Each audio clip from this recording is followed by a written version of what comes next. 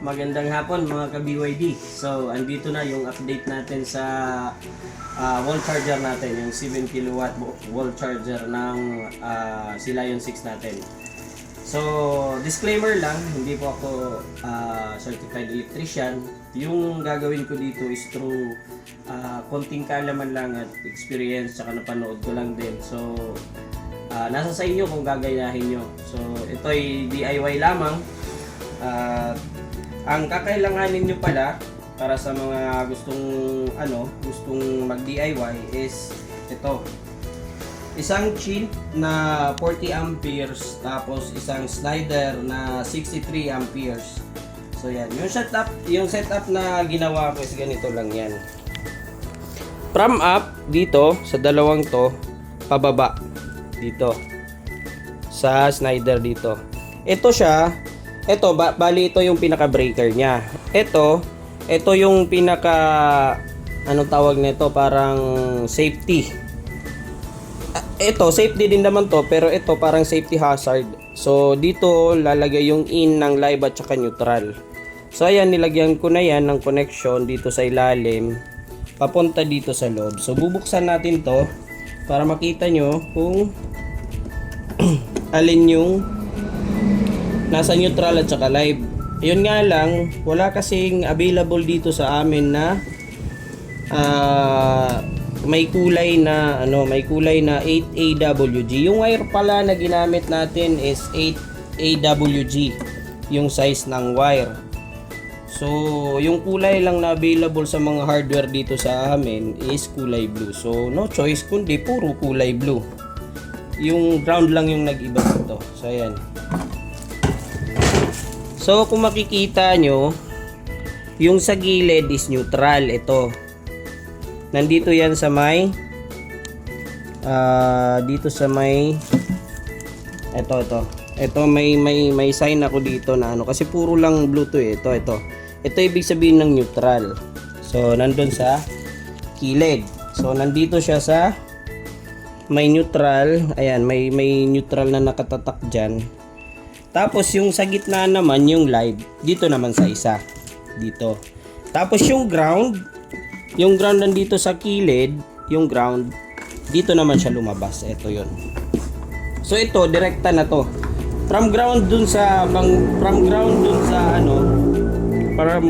sa BYD na unit dito sa charger, diretso na to sa ground, sa earth or sa lupa. So, ayan. Anyway, nakita na natin, no? So, ang gagawin dito, lalagyan natin ito ng wire para at least pagkabit natin dito sa may box natin is itatap na lang doon sa main switch. Ayun, after ng meter. So, ayan guys, papakita na lang natin after natin makabit sa junction box or yung cabinet box niya. So, ito mga ka-BYD yung ginawa natin na box niya. Kasi nandito lang yung sasakyan natin, at least mabilis lang, kumbaga malapit lang dito. Tapos yung wire is papadaanin natin dun hanggang dito sa may breaker, dito sa may plangka. Pero yan, papalitan natin yan. Ito yung papalit natin dyan. Asan yan? Kasi luma na yun, lumang plangka na yun. Ito na yung gagamitin natin. Dito natin din itatap yung papunta doon sa box. So, tingnan natin mamaya kung ano yung magiging kalagayan doon sa box.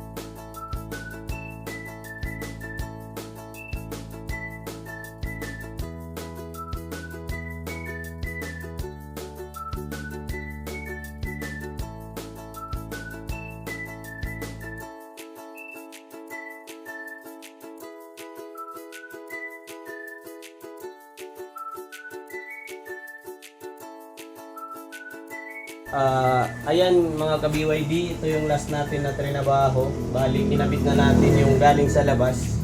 So, mag ano lang muna tayo.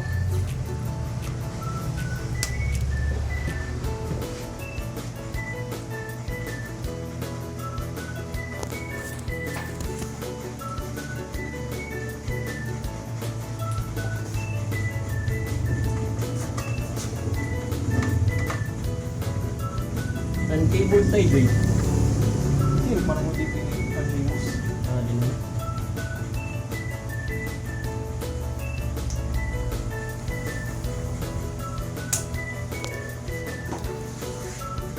So ayan mga ka-BYD, temporary lang muna yan para ma-testing natin yung charger. So ayan, dito tayo. So ayan, connected yan doon sa taas. Tapos dito. So i-on natin yung ating charger.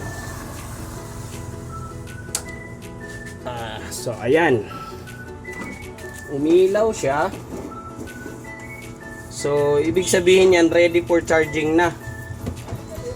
So yung ginawa natin so far okay naman kasi pag hindi yan nag-green, ibig sabihin may problema sa connection natin. Tama natin yun dyan.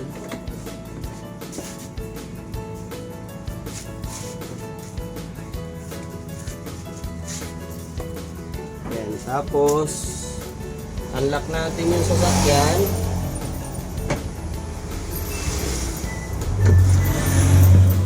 Testing natin. So ayan, kung nakikita nyo, ready for charging na siya. Kailangan lang itap sa yung card nya. So tap natin yung card. Ayun, tumunog. Ayan. Pag ganyan blinking na, ibig sabihin nagcha-charge na siya. Dito tayo sa sasakyan.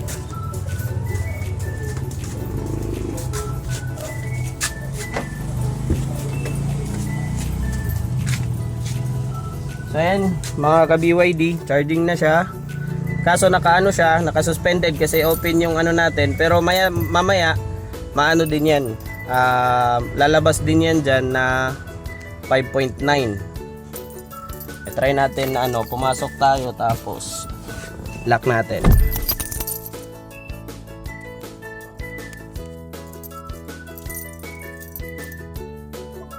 Ayan, so yung kilowatt hour niya is 1.5, 6.1. Ayan. So charging natin is 2 hours and 21 minutes. 6.2 hours. So ayun mga ka-BYD, at least napamura tayo kasi hindi na natin kinailangan yung installation ng ano. So yung ginawa ko dito sa ground nya, ito yung kulay black papunta sa taas, tapos pinadaan ko dito, tapos hanggang dito, tapos nag-red na siya kasi kinulang ako ng wire. So ayan. Tapos dito sa baba, eto. Tapos ito, ginano ko. Malalim ang pagkakabaon nito. So ayan. Ginanyan ko lang siya, at least safe din naman kasi nakabalot. So ayan. So ito yung setup natin. May chin, tapos slider, tapos yun, papunta sa taas.